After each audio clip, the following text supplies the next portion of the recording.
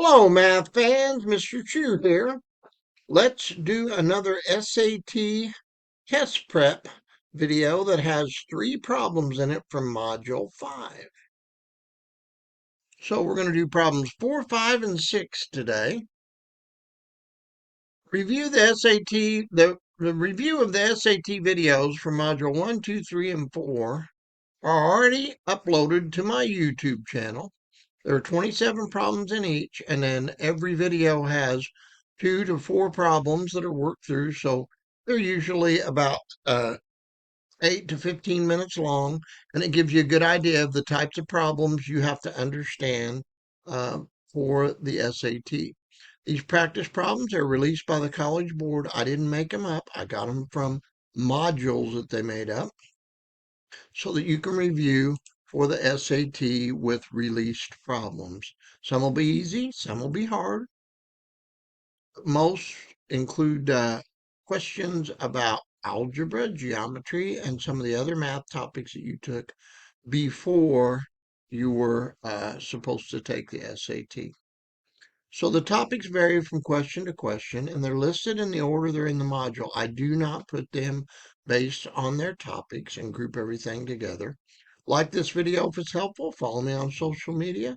I'm on TikTok, Instagram, Facebook, and X. I have lots of puppy videos and lots of math help videos, including both SAT problems, and I also have things for algebra, geometry, arithmetic, pre-algebra, and you can make sure that you subscribe to my YouTube channel. Here is the long link, and there are other subscribe links around, either underneath this video or over to the side over in here. You need to send me an email to ask me a question or request a video. You can send it to askmrchu@gmail.com and I will answer it. So let's get started. Make sure you pause the video and try to work the problem out on a piece of paper and then start it back up, and then you'll be able to see if you did it right. So in number 4 here, it has 2 equations. This is called a system of equations. It says, what's the solution R comma S for the given system of equations? You could graph them both on an SR coordinate grid, or you can use other methods. And one of the methods that would be easy to use on this is called the substitution property, because I have R equaling something, so I can just substitute it in. Okay, so let's work through that. So we're going to use substitution. I'm going to put R equals 3 in the first equation. So where I've got the R, I'm going to put a 3. So there I put the 3 here. And then we're going to simplify this. And the 7 times 3 will give me 21. And now we're going to solve for S. So now I'm going to use inverse operations to solve for S. So if I have S plus 21 equals 27, I use the subtraction property of equality. So what I subtract from one side, I have to subtract from the other. And if I subtract 21, it's going to give me the S by myself, and that would give me my S coordinate. But if I subtract 21 from the left, I have to subtract 21 from the right. Now I simplify that. And so these two cross out, and S equals 27 minus 21 is 6. So now I substitute in the first equation and solve for R. So I'm going to take this first equation here, and I'm going to put a 6 right here, and then I'm going to solve it for R, and then I'll have my 2 coordinates. So I put the 6 here, where the S is. Now I'm going to solve for R. So I have to get rid of the plus 6 by using the addition property or the subtraction property of equality, where I subtract 6 from both sides. Because what you do to one side of an equation, you have to do the other. This crosses out, and I'll have my 7R. I draw it down here, and 27 minus 6, when I simplify that, is 21. Now I use the division property of equality, where I have to divide both sides by the same thing. So I have to get 1R, so I'm going to divide the left by 7 and the right by 7, and you can write that like a fraction. 7 over 7 is 1, so it's going to be an R, and 21 divided by 7, when I simplify it, is 3. So now I just substitute them back in the order R comma S. It ends up being 3, 6, which is choice B. Hopefully you were able to get the right answer. We could check that if you wanted to, and you could plug in the 3 for the R, 6 for the S, and you'll see that it really works. All right, so now let's go to number 5. Remember to pause this and try it and see if you can get it right.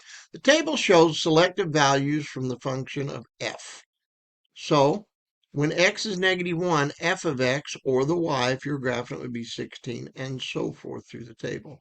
Which of the following is the best description of function f?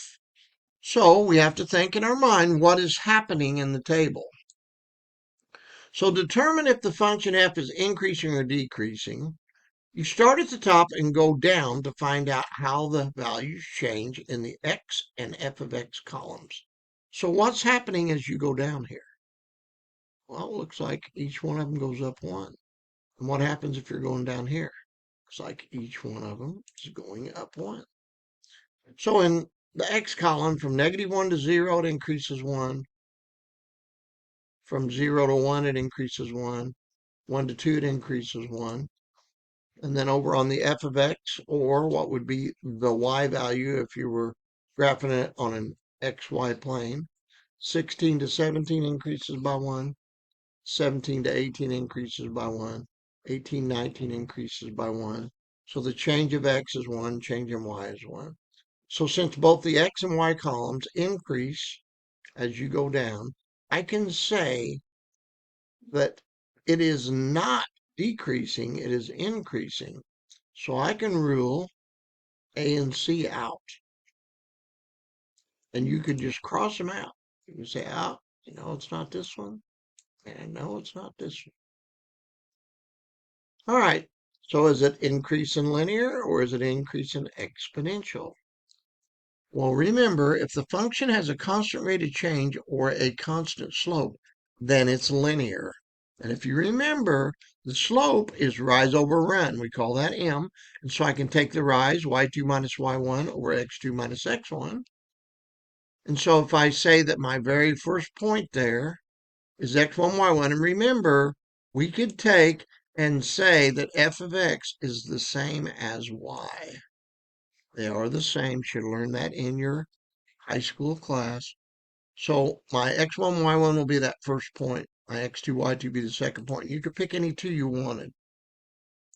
So when I substitute them, I get 17 minus 16 over 0 minus a -1. And minus a negative ends up being plus on that bottom. So it ends up being 1 over 1. So the slope is 1. It has a constant rate of change or a slope. And if it does, then you would say that it's increasing linear, which is B. So hopefully you're able to get that one right as well. So let's go on and do the last problem, number 6. So on number 6, you've got this graph here. And it says the graph of the system of linear equations is shown. The solution to the system is xy. What's the value of x? So we have to decide what is this value here. Because remember, the solution to a system of equations is the point where the two equations or more intersect. So I find the intersection. Well, the intersection is right here. So that's going to be 4, -1. So if it intersects at 4, -1, or 4, 1, sorry, it's 1. 4, 1, and it asks you for the x value. Remember, you write that as an xy. So the x value is going to be 4, the y value is going to be 1. So x equals 4 is the answer. Hopefully you're able to get that as well. So as you can see, these weren't too bad today. So there are links in for my playlist when you get to my YouTube channel. So if you haven't already subscribed, go to it right now and subscribe. There's the long link, and there are other subscribing links over to the side if you're on the computer, underneath it if you're on your device on a phone. You can send me emails at askmrchu@gmail.com. So help spread the word that Mr. Chu is going to help students. I use SAT prep videos to help high school students get ready for the SAT exam. I use Math Minutes with Mr. Chu and Math Minis. Those are just little topics that we use to just talk about a specific concept in math. I also have Bear Algebra. That is the algebra programs named at the videos I have, just of different subject areas that you can uh, watch to help you in algebra. I have Brack Geometry.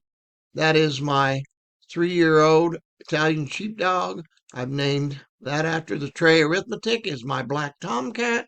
I name arithmetic videos and the pre-algebra videos after that black kitty cat that's 4 years old. And then I'm introducing a new curriculum for homeschool school students called the Bear Algebra Curriculum that will be something available, and I will have Zoom meetings to help people with these. Just stay tuned so you can find out more about that. I'll see you in the next video, and remember, I'm Mr. Chu. I use my Bear Algebra, see that up there? And I want to help you understand the math. See you next time.